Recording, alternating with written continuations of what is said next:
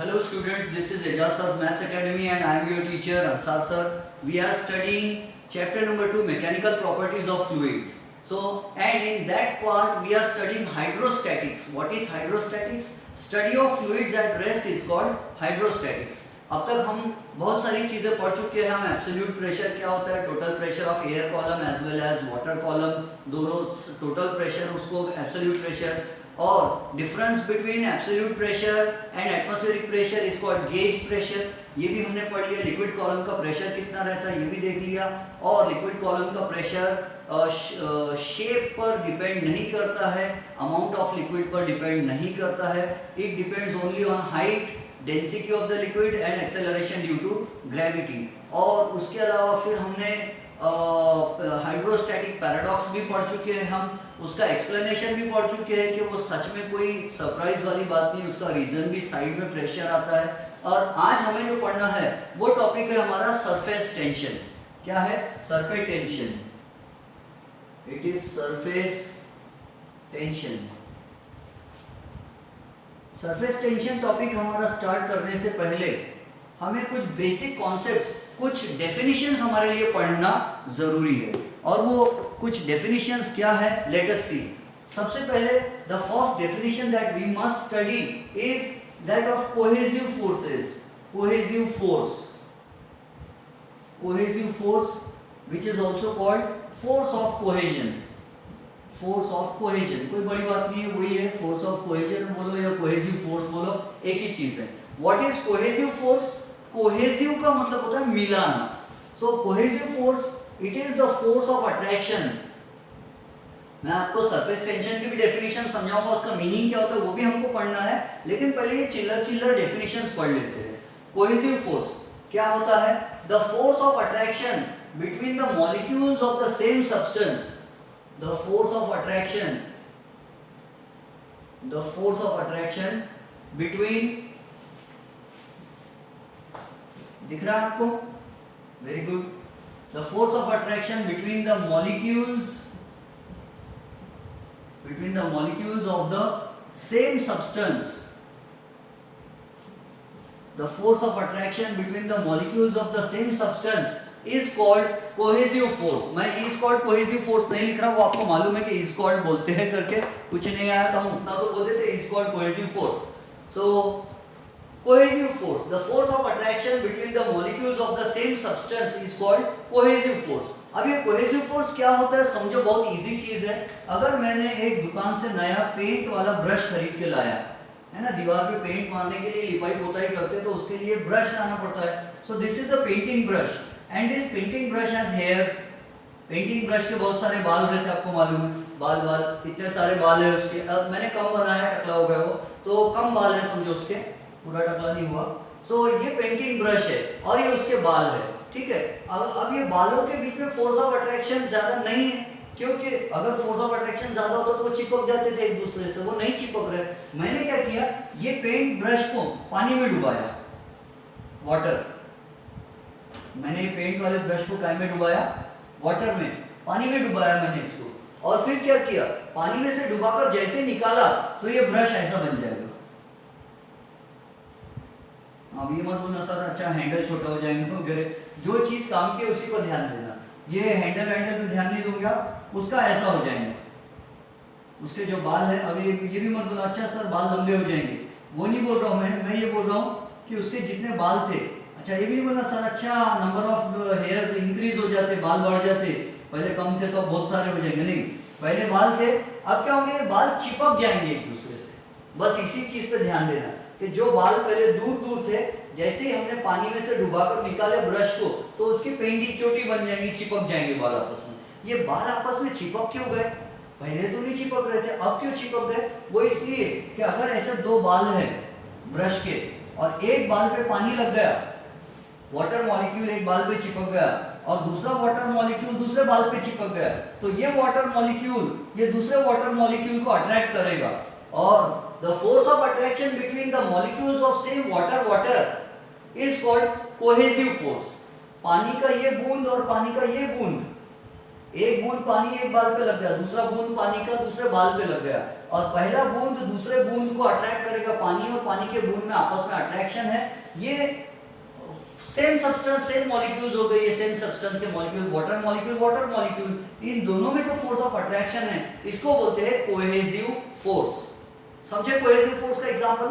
ऐसा होता है अगर आपके पापा ने आपके लिए कभी मर्क्यूरी थर्मामीटर घर में लाए होंगे, या किसी दवाखाने में से दवा लेने का था, चुरा लेने का, और मर्क्यूरी थर्मामीटर आजकल तो यूज कम होता है, डिजिटल वगैरह वो दूसरे यूज होते हैं, तो मर्क्यूरी थर्मामीटर अगर होगा तो उसको फोड़ो, उसमें से मर्क्यूरी निकलेगा। मर्क्यूरी का एक दाना यहाँ रखो, मर्क्यूरी स्फेरिकल शेप ले लेता है, गोल गोल अंडे अंडे जैसा, तो मर्क्यूरी का एक स्फीयर यहाँ रखो स्फीयर, और दूसरा स्फीयर यहाँ रखो, इन दोनों के बीच में डिस्टेंस बहुत कम होना चाहिए, डिस्टेंस का रेंज 10⁻⁹ मीटर होना चाहिए, यानी नैनोमीटर। अगर इतना कम डिस्टेंस पे अगर आप मर्क्यूरी के दो बूंद रख दोगे तो ये दो बूंद क्या करते मालूम है, एक दूसरे को अट्रैक्ट कर लेते हैं और ये चिपक जाते हैं, चिपक के बड़ा बूंदा बन जाता है। जो छोटी छोटी दो बूंदी थी वो दोनों चिपक के बड़ा बूंदा बन जाएगा। तो ये क्या है, कौन से फोर्स से ये दोनों अट्रैक्ट हुए? कोहेसिव फोर्स से। बात समझ रहे हो? तो मर्क्यूरी और मर्क्यूरी के बीच में जो आपस में अट्रैक्शन है दैट इज कोहेसिव। पानी के एक बूंद में और पानी के दूसरे बूंद में आपस में जो अट्रैक्शन है उसको बोलते हैं कोहेसिव फोर्स। आप तो अपने बाल में भी ट्राई कर सकते हैं। अगर आपके बाल है मेरे जैसे लंबे लंबे बाल है समझो, तो बाल की चोटी पकड़ो, बाल को दूर रखो, पानी में से डुबा कर निकालो, देखो कैसे चिपक जाते बाल। वो क्यों चिपक गए बाल? क्योंकि पानी का पहला बूंद और दूसरा बूंद आपस में एक दूसरे को अट्रैक्ट कर लिया। ठीक है, सादे पानी की बात कर रहा हूँ, अगर खारे पानी से धोएंगे आप कुएं के पानी से तो वो तो चिपकेंगी, उसमें तो सॉल्ट्स होते हैं, लेकिन अगर डिस्टिल्ड वाटर भी है और आपने बाल अपने डुबा के निकाले तो भी बाल चिपक जाएंगे एक दूसरे से। कौन से फोर्स से चिपक गए? कोहेसिव फोर्स से। सब बात समझ गए? कौन सा फोर्स है? Cohesive force. डेफिनेशन क्या है? The force of attraction between the molecules of the same substance is called cohesive force. अब दूसरा और एग्जांपल लिखने के लिए आया तो एग्जांपल लिख देना, force of attraction between two water molecules. यहाँ एग्जांपल लिख देना EG, एग्जाम्पली ग्राशिया। So force of attraction between force of attraction between two water molecules, बस इतना ही लिखता मैं, two water molecules। और दूसरा example force of attraction between two mercury molecules। Water molecules में आपस में फोर्स ऑफ अट्रैक्शन है, कोहेसिव फोर्स है, लेकिन इतना ज्यादा कोहेसिव फोर्स नहीं है वाटर में जितना मर्क्यूरी में रहता है ना। मर्क्यूरी और मर्क्यूरी का दो का एक एक बूंद रख दिए, मर्क्यूरी का एक बूंद और मर्क्यूरी का दूसरा बूंद, तो इतने जी जान से लिपट जाते, एक दूसरे को चिपक जाते वो, क्योंकि उनमें कोहेसिव फोर्स ज्यादा है। और पानी में पानी का एक बूंद और दूसरा बूंद एक दूसरे को अट्रैक्ट तो करते हैं लेकिन धीरे धीरे अट्रैक्ट करते, तो उनमें फोर्स ऑफ अट्रैक्शन कम है। सो कोहेसिव फोर्स वाटर मॉलिक्यूल्स के बीच में कम होता है और मर्क्यूरी मॉलिक्यूल्स में ज्यादा होता है। बात समझ में आ गई? Very good. Number 2, adhesive force, ADHESIVE, adhesive force, और it is also called force of adhesion. Force of adhesion, force of adhesion. Adhesion, adhesive का मतलब होता है चिपकने वाला। आप लोग बहुत से लोग क्या करते हैं, वो चिपकाने का जो टेप लाते हैं, नोट चिपकाने का, टेप का मतलब होता है लंबी पट्टी। टेप वर्म भी होती, ऑडियो कैसेट का भी टेप होता था पुराने जमाने में, वीडियो कैसेट का भी टेप होता था। टेप यानी लंबी पट्टी, है ना। और सेलो तो कंपनी का नाम है टेप बनाने वाली। तो बहुत से लोग बोलते हैं मेरी नोट फट गई, बोलते लाओ सेलो टेप लाओ, सेलो टेप लाओ। सेलो तो कंपनी का नाम है, वो टेप को बोलते हैं एडहेसिव टेप। एडहेसिव का मतलब क्या है? तो देखो सिंपल डेफिनेशन क्या है इसकी, फोर्स ऑफ एडहेजन या एडहेसिव फोर्स। इसका इजी डेफिनेशन है, the force of attraction, the force of attraction, the force of attraction between the molecules of different substances, between the molecules of, definition वही है, यहाँ पे वर्ड क्या change हो रहा, यहाँ सेम था molecules of same substance था, अब यहाँ है molecules of different substances। The force of attraction between the molecules of different substances is called adhesive force। मैं वो नहीं लिख रहा, is called adhesive force, वो अंडरस्टूड है। टीचर बोलेंगे बोलो बेटा डेफिनेशन बोलो adhesive force की, आप बोलेंगे टीचर याद नहीं करे पूरा, चलो बेटा जितना याद है उतना ही सुनाओ, तो आप बोलेंगे is called adhesive force, तो वो ही याद रख लेना। The force of attraction between the molecules of different substances is called adhesive force. Different substances यानी ये देखो, ये बोर्ड के ऊपर जो सनमाइका लगा हुआ है, ये सनमाइका एक अलग सब्सटेंस है। सरफेस ऑफ सनमाइका का कैसे बना है? वुड, लकड़े से बना है। और ये जो इंक है मेरे मेरे ये क्या बोलेंगे, व्हाइट बोर्ड मार्कर की जो इंक है, ये देखो मैं मेरा नाम लिखता हूँ ANSAR, अंसार, SIR, सर थोड़ा रिस्पेक्ट देना चाहिए टीचर्स को। अब देखो ANSAR, मैंने अपना नाम लिखा, तो ये A गिर क्यों नहीं जा रहा तारे जमीन पर? N गिर क्यों नहीं जा रहा? और देखो फूंक भी मारता तो उड़ते नहीं उड़ रहा। क्यों? क्योंकि ये बोर्ड के सरफेस के मॉलिक्यूल्स है और ये जो इंक के मॉलिक्यूल्स है, ये दोनों में एक दूसरे में अट्रैक्शन, और इंक जो है बोर्ड पे चिपक गई। तो इंक के मॉलिक्यूल्स में और बोर्ड के मॉलिक्यूल्स में आपस में फोर्स ऑफ अट्रैक्शन है। बोर्ड के सरफेस के मॉलिक्यूल्स ने इंक मॉलिक्यूल्स को चिपका लिए, तो इसीलिए there is a force of attraction between board molecules and ink molecules. इसी तरह से आपकी नोटबुक और आपके पेन की लिखी हुई इंक, नोटबुक में और पेन की इंक में भी अडहेसिव फोर्स होता है, क्योंकि नोटबुक्स एक अलग चीज है और इंक एक अलग चीज है और दोनों चीजें एक दूसरे पे चिपक रही, इसलिए अडहेसिव बोलते हैं हम। हमारे पास की जो नोट होती है, 100 की नोट, 50 की नोट, 10 की नोट, 500 की नोट तो चिपकी हुई लोग लेते ही नहीं। 100 की नोट अगर चिपकाई हुई 2 टुकड़े हो गए थे, आपने चिपका दिए उसको, तो वहां पर नोट में क्या चिपक रहा है? वो जो सेलो टेप बोलते हैं आप, अडहेसिव टेप, उसके ऊपर जो गम लगा हुआ है, गोंद, वो गम किस पे चिपक रहा है? नोट मॉलिक्यूल्स पर। 100 की नोट के मॉलिक्यूल्स और वो गम जो गोंद लगा हुआ है टेप पर, वो गोंद के मॉलिक्यूल्स, गम के मॉलिक्यूल, तो गम के मॉलिक्यूल एंड 100 की नोट के मॉलिक्यूल चिपक जाते हैं एक दूसरे से, इसीलिए उसको अडहेसिव टेप बोलते हैं। अडहेसिव फोर्स होता है वहां पर, समझ रहे हो? और एक एग्जांपल देता हूँ, थोड़ा भारी वाला एग्जांपल है, भारी वाला। और हमारी टेक्स्ट बुक ने ये पूछा है, कैन यू थिंक या यूज योर ब्रेन पावर, कहीं तो भी बोला है। हाँ, ये देखो, do you know, page number 33 पर टेक्स्ट बुक में लिखा है, सरफेस टेंशन के टॉपिक में, do you know when we write on paper the ink sticks to the paper. जब हम पेपर पे लिखते हैं बोलते तो इंक उस पे चिपक जाती, क्यों चिपकती? तो बोलना अडहेसिव फोर्स के कारण चिपकती है। अडहेसिव फोर्स क्या है? The force of attraction between the molecules of different substances. फिर बोलते when the cheater rights on a board, When the teacher writes on a board, chalk particles stick to the board. Teacher लोग जब board पे लिखते होते तो चौक चिपक जाता है। अपन लोग चौक से तो नहीं लिखते, बहुत सारे लोगों का ऐसा हो चुका है, कुछ केसेस चौक से लिख के चौक का डस्ट उठता है मिटाने पर, और डस्ट जाता है लंग्स के अंदर, और लंग्स में चौक डस्ट भर जाता है और लोगों को बीमारी हो जाती है। इसलिए हम सोच रहे हैं ये वाली इंक यूज करो। तो चौक से अगर लिखेंगे तो चौक का पाउडर, वो चौक चिपक जाता है बोर्ड पर। कौन से फोर्स से? अडहेसिव फोर्स से। There is a force of attraction between chalk molecules, calcium carbonate molecules and the molecules of the board surface. फिर थर्ड क्वेश्चन क्या बोला है? Mercury in a glass container does not wet its surface, while water in a glass container wets it. ये question पूछा, ऐसा क्यों होता है कि एक बीकर है, एक बर्तन है, सॉरी एक ग्लास बीकर है, या ग्लास है, एक्चुअली ग्लास को ही ग्लास बोलना चाहिए। अपने इधर तो स्टील का भी बर्तन रहता तो बोलते ग्लास कहाँ गया बोलते, ग्लास यानी तो कांच होता है। तो ये ग्लास है और इसमें अगर आपने भर लिए क्या, इसमें भर लिया आपने वाटर, कांच के बर्तन में क्या भरे आपने? पानी। और ये दूसरा कांच का बर्तन है, this is also glass tumbler, this is a glass tumbler, कांच का बर्तन, और इसके अंदर आपने भर दिया मर्क्यूरी। मुझे मर्क्यूरी जैसा बनाना भी पड़ेगा।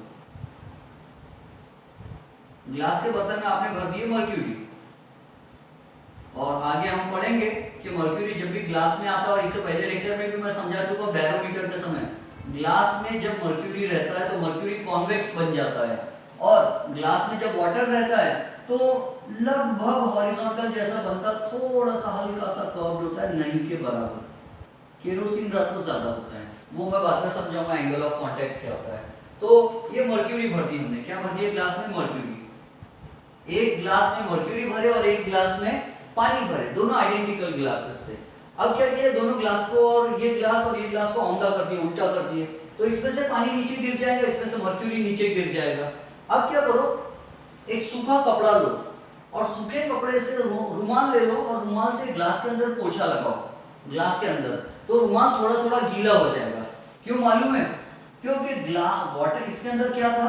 वाटर मॉलिक्यूल्स थे, ये वाले ग्लास में हमने क्या भरे थे, वाटर, और वाटर में आपस में फोर्स ऑफ कोहेजन होना चाहिए, कोहेसिव फोर्स होना चाहिए पानी में, लेकिन वाटर में कोहेसिव फोर्स थोड़ा आपस में कम है, और वाटर में कोहेसिव फोर्स कम होने के कारण क्या होता, ग्लास में और वाटर में कौन सा फोर्स रहेगा, एडहेसिव फोर्स। तो एडहेसिव फोर्स के कारण पानी के कुछ बूंद ग्लास पे चिपक जाते हैं। अब बताओ ग्लास में, glass molecules and water molecules में कौन सा फोर्स रहेगा, glass molecules and water molecules, इनमें कौन सा फोर्स रहेगा, ग्लास मॉलिक्यूल्स और वाटर मॉलिक्यूल्स में क्या सेम कोहेसिव रहेगा, नो, इसमें रहेगा एडहेसिव फोर्स, और वाटर मॉलिक्यूल्स में क्या रहेगा, कोहेसिव फोर्स। तो ये कोहेसिव फोर्स जो है ग्रेटर है, सॉरी उल्टा बोल दिया मैंने, ग्लास और वाटर वाले में रखे तो यहाँ पर कोहेसिव फोर्स कम है, एडहेसिव फोर्स ज्यादा हो जाता है। एडहेसिव फोर्स ग्लास और वाटर के बीच में थोड़ा ज्यादा हो जाने के कारण यहाँ के जो वाटर मॉलिक्यूल्स है किनारे के, ये ग्लास में चिपक जाते हैं, कुछ पानी ग्लास में चिपक जाता। हमने ग्लास को उल्टा भी कर दिया, झटक भी लिया, तो भी ग्लास अंदर से गीला रहेगा, बीच बीच में मॉलिक्यूल चिपके रहेंगे, बल्कि हो सकता है हल्की सी पतली लेयर हर जगह चिपकी हुई रहेगी पानी की। अगर एक सूखा रुमाल हम इसमें डुबाकर पोछा लगाते हैं ग्लास के अंदर, तो रुमाल गीला हो जाएगा पानी से। क्यों? क्योंकि पानी ग्लास पे चिपक गया था। पानी ग्लास पे क्यों चिपका? क्योंकि पानी में और ग्लास में एडहेसिव फोर्स है, और एडहेसिव फोर्स ज्यादा हो जाने के कारण ये पानी ग्लास पे चिपक गया, और कोहेसिव फोर्स कम था। तो पता चला पानी में वाटर मॉलिक्यूल्स में आपस में कोहेसिव फोर्स थोड़ा कम रहता, और ग्लास और वाटर में एडहेसिव फोर्स ज्यादा हो जाता है। ठीक है, मैं इसको ऐसे, चलो ठीक है, ये समझ में होंगे आप। दूसरा एग्जाम्पल, एक ग्लास में हमने मर्क्यूरी डाले, और ग्लास में मर्क्यूरी बढ़िया हिला जुला कर दिया, और आखिरी में ग्लास को उल्टा कर दिया। वैसे तो थोड़ी देर पहले उल्टा कर दिए थे, और भर दिए मर्क्यूरी, और घुमाए फिराए उल्टा कर दिए, तो मर्क्यूरी नीचे गिर जाएगा। अब ये ग्लास के अंदर एक सूखा रुमाल लो, और सूखे रुमाल से ग्लास के अंदर पोछा लगाओ, और देखो कि पोछा लगाते समय मर्क्यूरी कहीं आपके रुमाल पर चिपकेगा या नहीं। तो मर्क्यूरी बिल्कुल एक बूंद भी मर्क्यूरी आपके रुमाल पर नहीं चिपकेगा। पूछो क्यों? क्योंकि मर्क्यूरी में आपस में इतना कोहेसिव फोर्स स्ट्रांग है, इतना ज्यादा कोहेसिव फोर्स स्ट्रांग है कि वो ग्लास का एडहेसिव फोर्स मर्क्यूरी को खींच नहीं सकता। ग्लास मॉलिक्यूल्स बोलते हैं मर्क्यूरी को, ग्लास की सरफेस मॉलिक्यूल्स मर्क्यूरी को बोलते हैं, अरे मर्क्यूरी चिपक जाना हम पे थोड़ा थोड़ा, बाकी जाने दे, थोड़ा थोड़ा चिपक जा। लेकिन मर्क्यूरी क्या बोलते? नहीं, हम सब मर्क्यूरी में आपस में इतना कोहेसिव फोर्स स्ट्रांग है बोलते कि हम जाएंगे ग्लास के बाहर तो सबके सब जाएंगे बोलते, ग्लास पे कोई नहीं चिपकेगा। एडहेसिव फोर्स उसमें काम नहीं कर, नेग्लिजिबल है, और कोहेसिव फोर्स सबसे ज्यादा है। तो ग्लास में कोहेसिव फोर्स सबसे ज्यादा, मर्क्यूरी में कोहेसिव फोर्स सबसे ज्यादा होने के कारण मर्क्यूरी ग्लास पे चिपकता नहीं है, और वाटर में कोहेसिव फोर्स कम है, और एडहेसिव फोर्स के कारण वाटर मॉलिक्यूल्स ग्लास पर चिपक जाते हैं। समझ में आया आपको? ये कोहेसिव फोर्स या एडहेसिव फोर्स। अच्छा, ये कोहेसिव और एडहेसिव फोर्स जो है ना, ये आपको मालूम है, आप बायो पढ़ने वाले लोग आपको मालूम है, फ्रॉग्स में एंड फिश में एक्सटर्नल फर्टिलाइजेशन होता। एक्सटर्नल फर्टिलाइजेशन होता मतलब फीमेल का जो ओवम है, एग है, वो फीमेल फिश या फीमेल फ्रॉग जो है अपना एग, अपना ओवम पानी में डाल देती, रिलीज कर देती, और मेल फ्रॉग जो है या मेल फिश जो है वो अपने स्पर्म्स पानी में डाल देते। तो स्पर्म और ओवम की मुलाकात कहाँ होती, फर्टिलाइजेशन कहाँ होता? फीमेल के बॉडी के अंदर होता या बाहर होता? बाहर होता। मैमल्स में गाय, भैंस, मंकी, डोंकी, ह्यूमन बीइंग, सब में क्या होता? स्पर्म फीमेल की बॉडी के अंदर जाके एग से मुलाकात करता, फर्टिलाइजेशन इंटरनल होता बॉडी के अंदर। लेकिन फ्रॉग एंड फिश में फर्टिलाइजेशन एक्सटर्नल होता। तो जो फीमेल फ्रॉग रहता उसके आसपास कुछ ऐसे केमिकल्स रहते, वो केमिकल्स स्पर्म वाले केमिकल को अट्रैक्ट करते। स्पर्म में जो केमिकल्स है, मेरे ख्याल से कोई तो भी एसिड होता है, मैं नाम भूल गया उसका, तो कोई एसिड होता है ओवम के आजू बाजू एग के बाहरी तरफ में, वो स्पर्म को अट्रैक्ट करता है। तो स्पर्म ओवम जो है वो स्पर्म को अट्रैक्ट कर रहा है, तो उनमें स्पर्म एंड ओवम में कौन सा फोर्स रहेगा? उनमें एडहेसिव फोर्स ऑफ अट्रैक्शन रहेगा। ठीक है, स्पर्म मॉलिक्यूल्स अलग है, ओवम मॉलिक्यूल्स अलग है, और वो एक दूसरे को अट्रैक्ट कर रहे हैं। अब वो बायो वाले लोग डिटेल में आपको और बता सकते हैं। तो ये बात समझ में आ गया आपको, एडहेसिव फोर्स, कोहेसिव फोर्स क्या होता है? पक्का? श्योर? चलो, उसके बाद तीसरी डेफिनेशन हम देखते हैं नेक्स्ट पेज पर। क्या है भाई? Intermolecular force. ये तो हम पढ़ चुके, कोहेसिव फोर्स पढ़ लिए हमने, एडहेसिव फोर्स पढ़ लिए। अब है range of molecular force. The next topic is range. The next definition is range of molecular force. अब ये नाम से ही आपने इसमें से एक वर्ड पहला वाला ही आपको बता दे रहा है कि ये क्या होगा. Number 3, range of molecular force.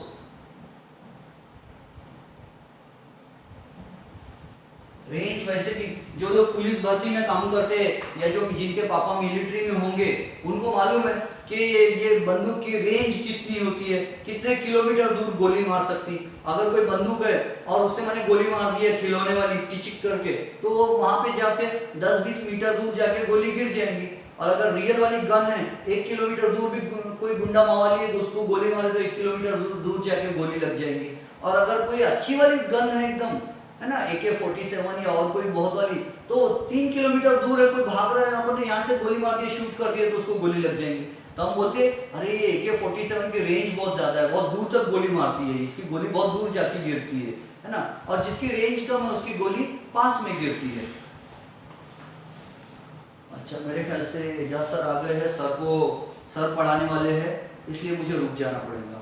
चलो, रेंज की बंदूक की गोली की बात हम नेक्स्ट क्लास में करेंगे. आज स्मॉल डोज में थोड़ा सा ही पढ़ते हैं ना, कभी कभी थोड़ा भी पढ़ लिए तो अच्छा होता है. Have a nice time.